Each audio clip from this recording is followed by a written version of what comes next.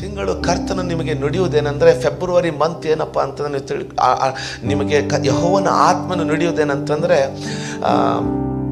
ಯಾವ ಬಲ ಆಗಲಿ, ಯಾವ ಮನುಷ್ಯನಾಗಲಿ, ಯಾವ ಸ್ತ್ರೀ ಆಗಲಿ ನೀನು ಆತ್ಕೊಳ್ಬೇಕಾಗಿಲ್ಲ.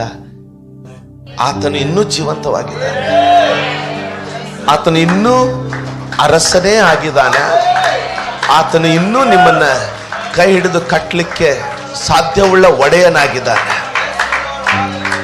ಈ ತಿಂಗಳು ನನಗೆ ಬಹಳ ಎಕ್ಸೈಟ್ಮೆಂಟು, ಸಂತೋಷ ಆಗ್ತಾ ಇದೆ ಒಳಗಡೆ. ಏನಪ್ಪ ಅಂದರೆ ಪ್ರಾಕೃತಿಕದಲ್ಲಿ ಅನೇಕ ಮುರಿಯಲ್ಪಟ್ಟಂಥ ಅನುಭವಗಳಿಂದ ನಾವು ಹಾದು ಹೋಗ್ತಾ ಇದ್ರು ಸಹ, ಆತ್ಮದಿಂದ ದೇವರು ತನ್ನ ಸೇವೆಯನ್ನು, ತನ್ನ ಸಭೆಯನ್ನು, ತನ್ನದನ್ನು ಸುಂದರವಾದ ರೀತಿಯಲ್ಲಿ ಕಟ್ಟಲಿಕ್ಕೆ ಆತನ ಮುಂದೆ ಹೋಗ್ತಾ ಇದ್ದಾನೆ.